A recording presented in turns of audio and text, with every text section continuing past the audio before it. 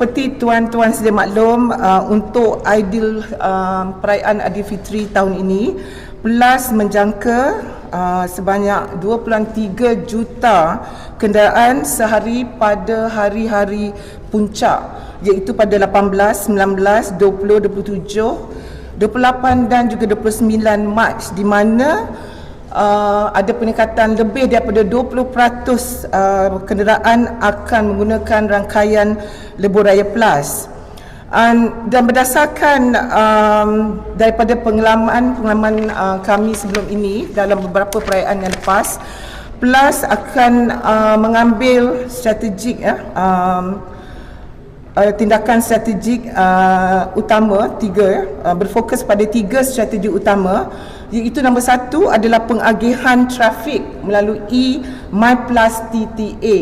Di sini saya nak menekankan ataupun menasihatkan semua pengguna lebuh raya merancang perjalanan yang lebih optimum di lebuh raya menggunakan MyPLAS TTA di lebuh raya PLAS dan juga LPT2. Dan berdasarkan kepada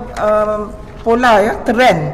pengalaman kami untuk trend trafik pada musim Tahun Baru Cina baru-baru ini, trend perjalanan pengguna raya adalah kita dapat saksikan di mana ia menunjukkan bahawa pengguna yang mematuhi jadual perjalanan MyPLAS TTA menikmati tempoh perjalanan yang lebih baik dan lebih lancar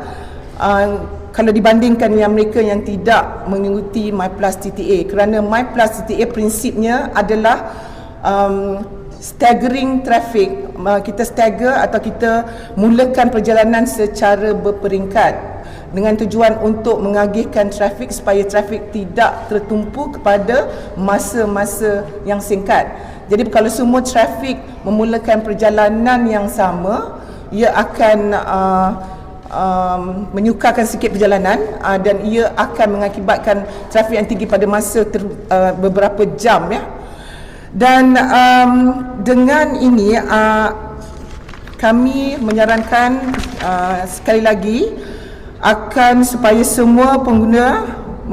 saya mohon kerjasama rakan media untuk membantu kami membuat hebahan kepada orang ramai supaya dapat merancang balik kampung dan kembali semula ke bandar selepas Aidilfitri menggunakan MyPLAS TTA. Dan MyPLAS TTA pada perayaan musim perayaan Tahun Baru Cina lepas, hanya 29% yang mengikutinya. Jadi kalau kita boleh dapat tambahkan